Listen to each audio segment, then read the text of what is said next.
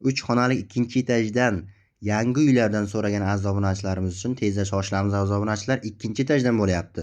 Hozirdan bitta like tugmachasini bosib kanalga obuna bo'lishni unutmang. Hozir koridorda turibmiz, tashqi eshikdan kirib keldik. To'g'rimizda bizda ikkita xona, chap qo'limizda dush hojatxonasi joylashgan. Hozirgi manzilimiz Termiz shahar sohilda bo'lib turibdi. Asal kafe, orientovka va Ilmiziyo, ya'ni Medtexnikumda qarama-qarshisida 3 qavatli uylarda bo'lib turibdi. Tezda shoshilamiz. Bu esa bitta xonasi 3x4 12 kvadratli, ko'rib turganingizdek konditsionerlar bor, yangi hammasi qoladi.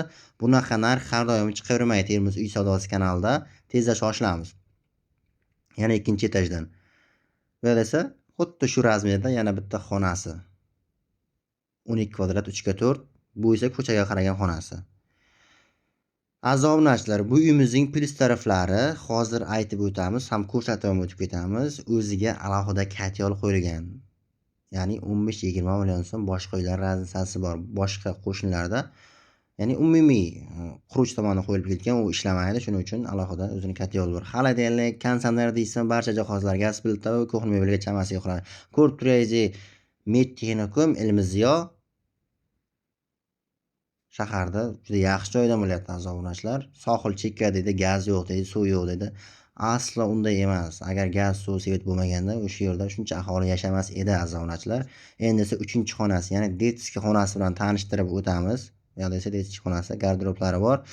Kichkina. Bemalol ijarasini shu sharoitda 2,5 million, 3 million so'mga qo'ysangiz bo'ladi. Boya aytib o'tganimizdek, so'zimiz isbot sifatida katyol bor aziz obunachilar. O'zi uchun alohida qilingan. Qishda mana hozir qish kelyapti, issiqlik tizimi aynan zarur va kerak. Narxini aytib o'tamiz. Narxi juda cho'ntakpop bo'lyapti. Hozir bitta like bosib qo'ying, aytaman.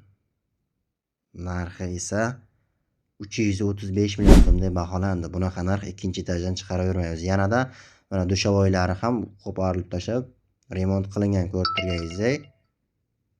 Mana dush, aristonlari bor, hojatxona.